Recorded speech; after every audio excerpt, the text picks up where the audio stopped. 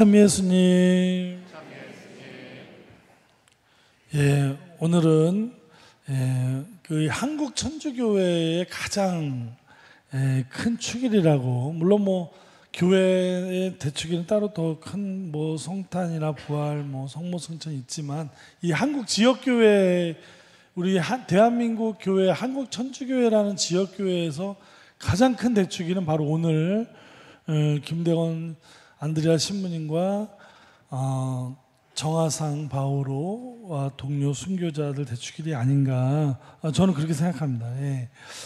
이 한국 천주교회 기원을 1784년 중국 북경에서 이승훈 베드로의 영세로 잡고 있습니다.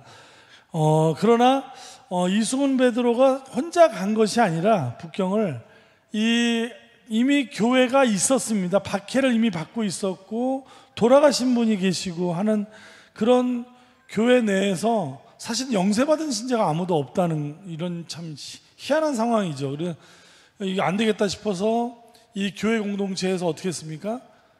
이승훈을 파견을 하죠. 그래서 북경에 가서 주교님을 만나서 영세를 받고 와라. 그래서 교회에서 파견된 겁니다. 자, 어떻게 해서 이런 희한한 일이 벌어지게 되었는가?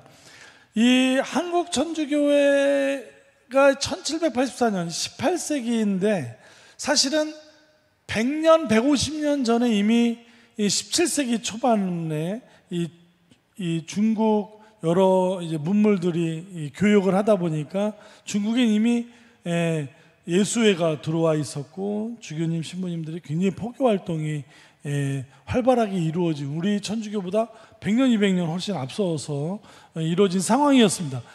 그 상황 속에서 이 조선이라는 이 사회 질서가 대단히 17세기, 18세기에 오면서 그 한계를 드러냅니다. 특별히 그 임진왜란과 병자호란을 겪으면서 그 영화 한산 보셨습니까?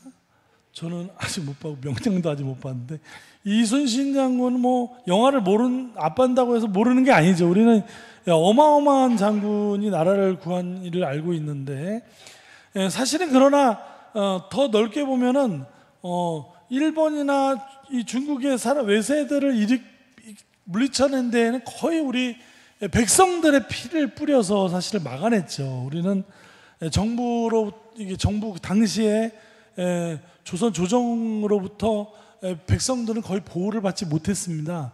백성들이 조선 팔도에 피를 뿌려가면서 외세를 막아낸 것이죠. 사실은 그 굉장한 충격 이후에 조선 사회는 굉장히 이제 심한 신분 질서의 폐해로 물들기 시작하죠. 이 관직을 막 돈 주고 사고, 부패한 관리들로 하여금 백성들은 고열을 짜서 농사도 제대로 안 되는 해가 되면은 보릿고개를 못 넘기고 죽는 사람들이 굉장히 많았던 시절이었고, 특히 17세기에서부터 굉장히 이 조선시대에 많은 문제점들이 되면서 그 와중에도 이 학자층에서는 성리학에 대한 몰입을 하는데, 이것이 그다지 백성들을 살리는 삶에 별로 도움이 되지 않는 이런 상황에서 굉장히 많은 또 젊은 신진학자들이 이거는 이렇게 세상이 되서야 되겠냐 말이죠. 대부분의 백성들이 도저히 살 수 없는 세상, 이 조선시대의 중세적인 신분 질서의 한계를 느낀 학자들이 있었고, 제가 지금 이름은 제가 잊어버렸는데, 어떤 학자는 지금 현대 사회의 이 민주적인 질서로 신분 질서를 없애고 이렇게 가야 된다라는 우리나라 학자들 중에 그런 거를 주장하는 학자들도 있었고, 책을 만든 학자들도 있을 정도로 이 조선시대 굉장히 이 봉건적인 질서가 이 모든 백성을 살릴 수 없다라는 이런 문제의식을 가진 학자들이 굉장히 많았는데, 그 중에서도 실학을 하는 사람 중에 이제 그 대안을 찾는 것 와중에 중국의 여러 문물들을 보면서 서양 세계가 참 대단하구나 이런 걸 보고 있는데, 마침 그때 천주실이나 칠극 이런 천주교 교리서들, 예수의 신부님들이 중국 한자 말로 써놓은 교리서들이 이제 들어오게 되죠. 그게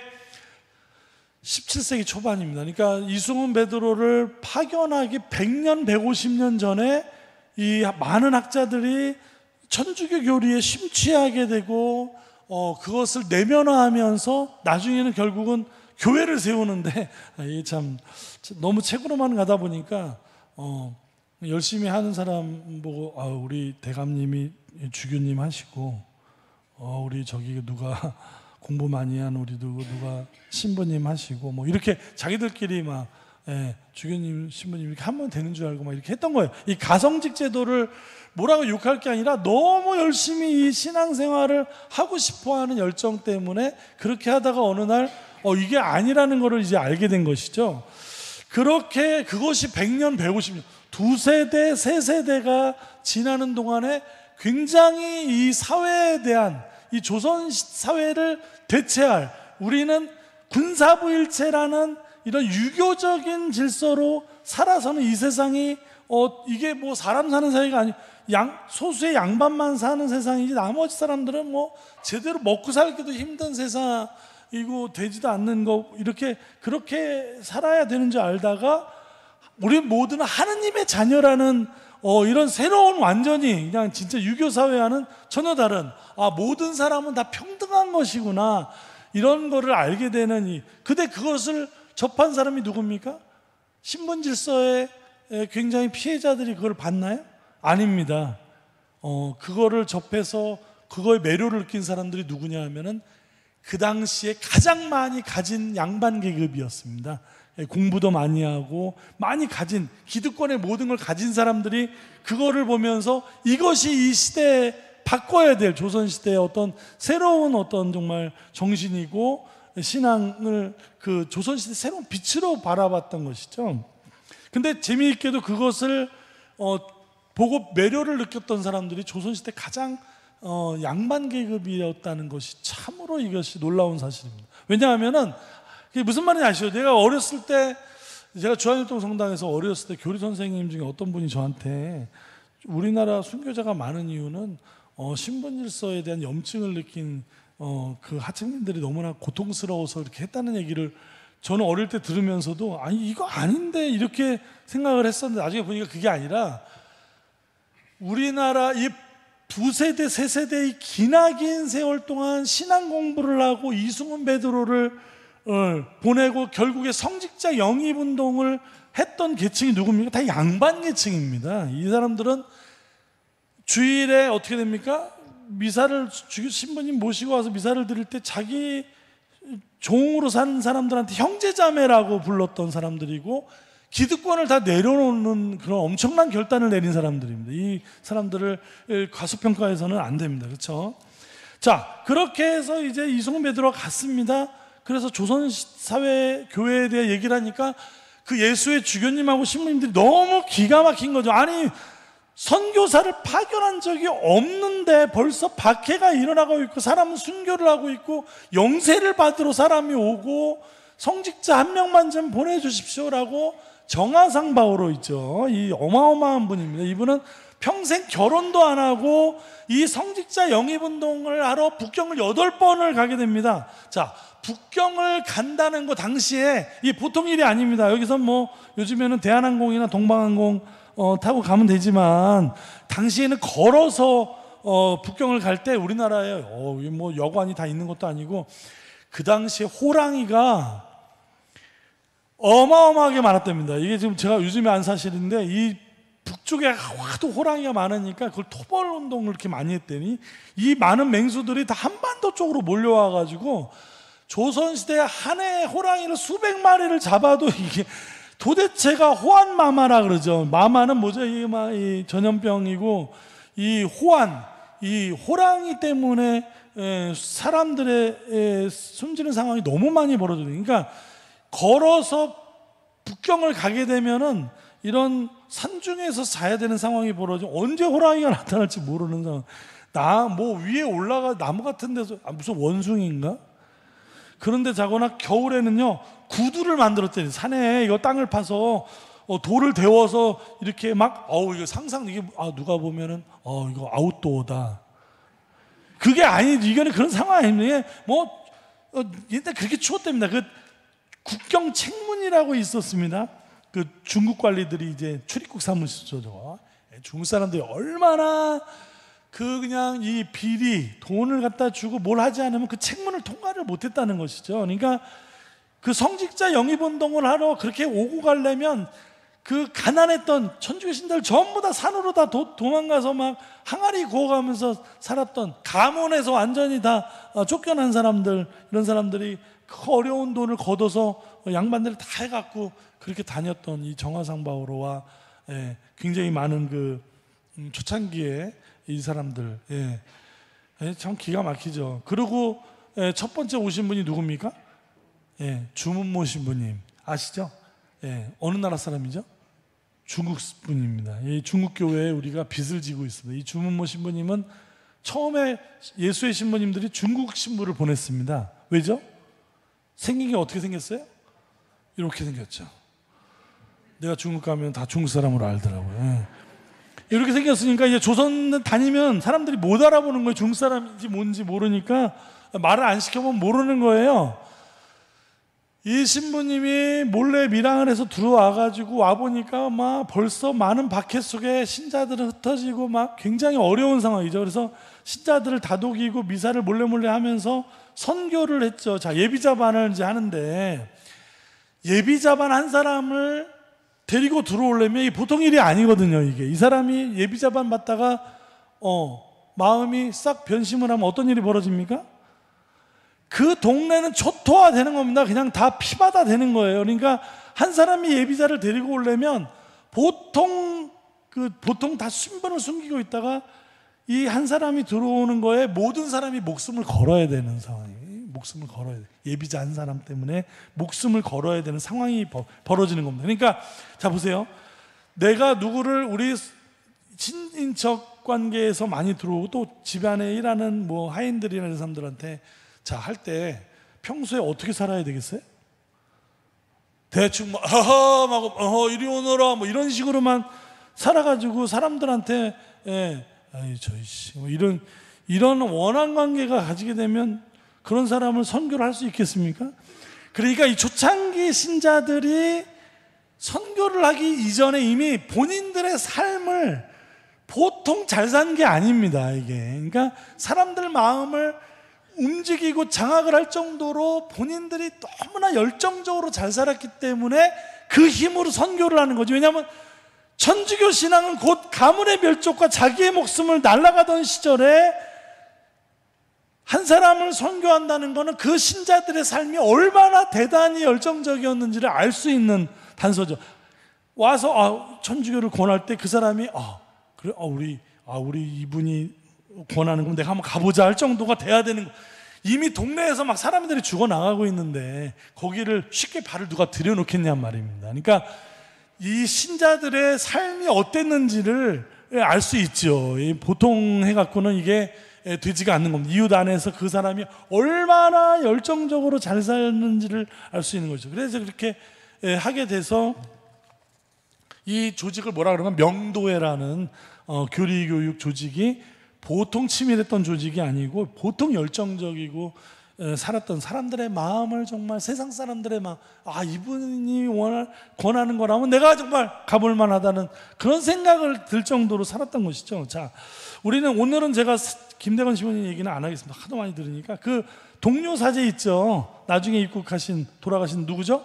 최양업 토마스 신부님. 자, 이분은 김대건 신부님과 같이 동문 고생하신 분인데 자 이제 들어왔습니다. 보니까 막 지도층들이 벌써 엄청나게 많이 순교를 한 상황이고 이 최양업 신부님은 전국에 흩어져 있는 이 산중으로 그 무서운 산중의 마을을 찾아다니면서 관아에 저기도 모르는 산속 깊은 곳에 가서 신자들을 찾아서 격려하고 미사를 하고 저녁이면은 교리서를 그렇게 다 써가면서 그렇게 하시다가 그 마음에 김대건 신부님의 죽음이 얼마나 그 짐처럼 그를 짓눌렀을 겁니까? 결국에는 과로로 돌아가시는 땀의 순교자라고 일컬어지는 이 최양업 신부님, 보통 분이 아니시죠. 자, 이렇게 신자들은 이런 신부님들 다 보면 다 기득권이었습니다. 조선시대 최고 잘 사는 집안이었고 정씨 집안, 권씨 집안 뭐 이런 사람들, 다 그 사람들은 단순한 신앙인일 뿐만 아니라 이 민족의 모든 것들에게 빛을, 우리 어두움의 이 조선 땅에 빛을 줄 수 있는 그런 것이라고 생각했기 때문에, 그렇죠. 가장 대단했던 관직을 하신 분 중에 그 흥선대원군 아시죠? 흥선대원군의 오른팔이었던 분이 누구죠? 남종삼 성인. 이 103위 순교 성인 중에 가장 높은 관직. 이분은 얼마나 똑똑했냐면 왕세자 선생님이었죠. 왕세자 선생님. 조선시대에 가장 대단한 관직이 뭐냐면 이 왕세자 선생님입니다. 다음 왕을 할 세자를 가르치는 사람, 관직에 오른 사람 중에 가장 똑똑한 사람 중에서도 제일 똑똑한 사람을 왕세자 선생님을 시키거든요. 이 남종삼 성인이 왕세자 선생님이었고, 이 흥선대원군의 가장 신임을 받는 분이었는데, 이 성인이 자기 신분을 속이고 있다 보니까 일본이 계속 들어오는 걸 보면서 일본에 대한 아주 굉장히 상처들이 많죠, 우리 민족은. 그러다 보니까 일본이 개화를 먼저 해갖고 지금 무장을 하고 들어오는 것보다는 서구가 들어와서 우리를 개화시키는 게, 일본을 개화시키는 것처럼, 그래서 프랑스 주교님을 만나야 된다. 프랑스와 손을 잡으십시오. 그래서 프랑스 주교님을 만나야 된다니까 흥선대원군이, 아니 너 프랑스 주교를 만나는 건 좋은데 너가 그걸 어떻게 아냐? 그랬더니 제가 천주교 신자입니다. 이거는 목숨을 걸고 얘기하는 거죠. 아무리 흥선대원군 오른팔이라도. 그래서 결국은 주교님을 그러면 모시고 와라. 핸드폰이 안 터지네. 뭐 어떻게 어디에 계신지 뭐 철저히 숨겼죠. 신자들이 주교님이나 신부님을 이 한 분 들어오기도 너무나 어려웠던 시절이었기 때문에, 그러니까 웬만해서는 신부님, 주교님 지금 어디가 있는지를 알 수가 없는 거예요. 그래서 찾다 못 찾았는데 중국에서 천주교 박해가 나면서 흥선대원군이 마음을 닫고 병인 박해, 어마어마한 조선 팔도를 다 완전히 피로 물들은 그 어마어마한 박해가 일어나게 되고, 그 와중에 남정선 성인도 순교를 하게 됩니다. 이분들이 가지고 있던, 저는 개인적으로 그렇게 생각해요. 우리 조선 후기에 우리 천주교 신자들 말이죠, 신앙사에서만 대단한 사람으로 볼 수 있는 분들이 아니라, 이거는 한국 역사에서 볼 때도 이분들은 평가가 달라져야 된다고 생각하는 거예요. 왜냐하면 이 조선시대의 그 구질서에 대한 새로운 정말 민족을 위한 선택과 비전을 가지고 천주교 신앙을 했고, 그 신앙에도 너무나 열정적으로 했던, 자기의 모든 기득권과 목숨을 다 내놓고 우리 민족이 빛을 받고 정말 다 모든 사람들이 호영호재하면서 살 수 있는 세상, 이런 세상을 바라봤던 우리 선조 신앙인들은 신앙사에서만 대단한 게 아니라 이건 민족사적으로 평가를 다시 받아야 된다라고 생각합니다. 그렇지 않습니까? 지난주에 그 뉴스 중에 하나가 이본 쉬나드 파타고니아 그 아웃도어 회장, 아마 뉴스 기사 보신 분들이 계실 텐데, 이분 83세 어르신인데, 이분 우리나라를 좋아해서 뭐 북한산을 이렇게 많이 다니셨다 그래. 산을 늘 좋아하고 자연을 아끼려고 이렇게 어떻게 하다가 이제 아웃도어 회사를, 뭐 블랙야크나 뭐죠 이런 노스페이스 같은 그런 아웃도어 회사를 차리게 됐는데, 친환경 등산, 생명을 살리는 등산 운동에 앞장서서 일하시다가 지난주에 무슨 일이 있었냐면, 자기 부인과 아이들까지 모든 지분을 다 기후변화 대처 재단에 100% 모든 지분을 다 내놓고, 앞으로 나오는 모든 이득금은 전부 다 해서, 이 돈이 지분 넘긴 돈이 4조 1,800억이랍니다. 거기에다가 기부를 하면서 생기는 세금, 왜 기부를 이렇게 많이 하는데 세금을 얻어맞는지 모르겠는데 244억 원의 세금까지 다 떠안으면서 모든 것을 다 기후변화, 모든 자녀들까지 다 그걸 동의해갖고 했다는 것이죠. 이분이 하신 말씀 중에, 선한 일을 할 수 있는 기회와 능력이 있는데도 하지 않는다면 그것은 다름 아니라 악이다. 자, 보십시오. 이 모든 자기의 모든 것들을 다 이 세상에 함께 사는 것에 기부할 수 있는 이런 정신. 이 정말 보통 분이 아니죠. 이분이 뭐 신앙인으로서 한 것이 아니라 그냥 이렇게, 저는 오늘 이 순교자 대축일에 이런 것들 같이 함께 묵상하면서 우리는 하느님의 자녀로 살고 있는데 요즘에는 신앙이라는 여러 가지 신앙 형태들이 그냥 기복적인 신앙, 나 하나 잘 먹고 잘 살고 제발 우리 아파트 값 좀 어떻게 오르게 해주시고 코인 값 좀 어떻게 좀 해주시고 좀 어떻게 좀 부동산 다 떨어져도 우리 집만 좀 쫙 올라가게 좀, 그냥 혼자서 먹고 잘 살고 사는 이 기복적인 신앙으로 그냥 가는 대한민국의 많은 이 종교 생활 우리가 하고 있는데, 우리 신앙 선조들은 그런 모습으로 살지 않았다는 것이죠.